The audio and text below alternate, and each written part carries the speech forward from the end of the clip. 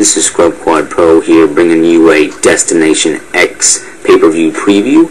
So that'll be TNA's Destination X. So before I get into the card, the matchups, what I think is going to happen, I remind you to like this video.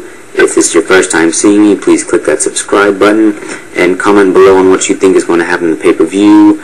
If you like the X Division pay-per-views or not, let me know what you think. So let's jump right into the card.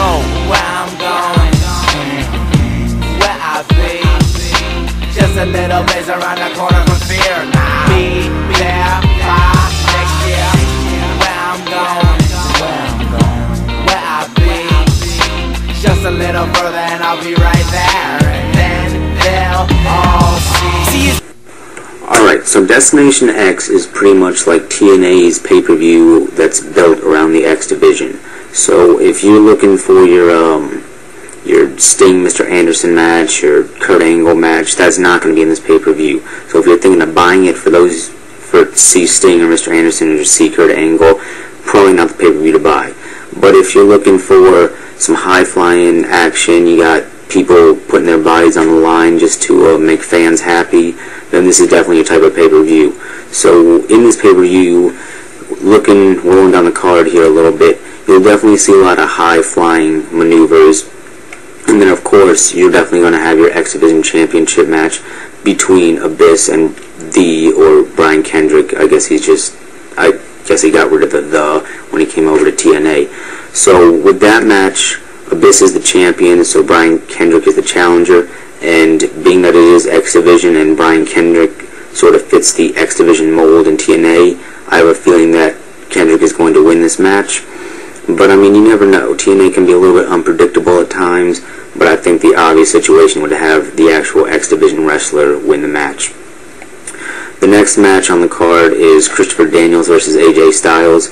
This is like a friend-on-friend match. It happened a couple years ago before Daniels left TNA. He's back now, and they're both members of Fortune, so they're friends, and they're wrestling each other again. In this match, I think I'd have to see AJ Styles winning this match because, you know, he's been in the company longer, and I just think it'd be a little bit more obvious to have him win because I personally think he's a better wrestler than Daniels. Maybe that's just my opinion. We have Rob Van Dam versus Jerry Lynn. Now, before Jerry Lynn came back, I didn't know who he was. I still don't really know who he was. I'm guessing he must have played a big role in shaping the X Division. Maybe I'm wrong, I don't know though. So I think Jerry Lynn may take this match, but I'm not sure. I mean, this is a pretty even matchup. I mean, you obviously have Rob Van Dam, who is a world champion in TNA and WWE, so he's definitely a heavyweight, but he has that X Division style. So I think this match would be a pretty even match. It will probably or possibly be the show stealing, or I guess you could say show stealing, steal the show match, but my pick there is Jerry Lynn. Next match you have Samoa Joe versus Kazarian. Another one of those matches where you have one X Division and just like a heavyweight like you have in Brian Kendrick and Abyss, and I guess you could say Jerry Lynn and Rob Van Dam, and I guess you could say that for AJ Styles and Chris Daniels. But so this Kazarian versus Samoa Joe, I honestly didn't really know they had an angle going on. I guess they did. I mean, TNA sort of, in their Impact Wrestling, they shift focus towards main event, which leaves the X Division out. So this pay-per-view is pretty much a showcase for the X Division. So in this, I got Kazarian over Samoa Joe. Kazarian just a better wrestler, and like I said, I don't really know about their feud too much, so can't really say anything about that.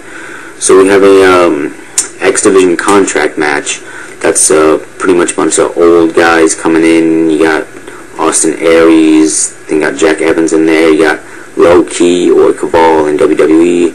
So my obvious pick there would be Low Ki or Cabal, whatever you want to call him, because he was with the company back in its brand new days, I guess you could say, and he obviously had a little stunt with WWE, didn't really work out, should never even happened in my opinion. So I definitely think that TNA could use a guy like Low Ki to help their X Division really be the only part of their company that outshines WWE, who they consider competition. So I got low-key in this match. And then of course we have the main event, the return of the Ultimate X match. Now this is one of the most crazy, unpredictable matches in professional wrestling.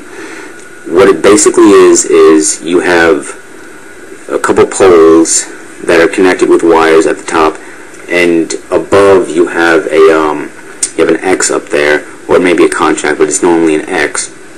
And so I guess you could have 6, maybe 8 competitors, maybe even 4, I don't know, and they go for that X. But of course, you know, these guys are X Division wrestlers, so you see some of the craziest maneuvers that have been known to professional wrestling.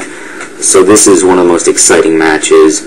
I'm really looking forward to this match. Hopefully we can see some of those crazy maneuvers. I mean, I've seen highlights of Ultimate X matches, and they're absolutely insane. So if you are thinking of buying this pay-per-view, but you're not quite sure, let the Ultimate X match be your deciding factor. I would, if you're on the verge, I would buy it just for that match. That match will probably be insane. So that's pretty much it for my TNA preview. There may be a few matches added by Sunday, but you never know, just some fillers. There's been a rumor that Dallas Williams may have an open challenge. We'll see how that turns out. So, hope you guys enjoy this pay-per-view on Sunday, if you watch it. If you don't, that's it for me. Scrub Quad Pro signing out. Peace.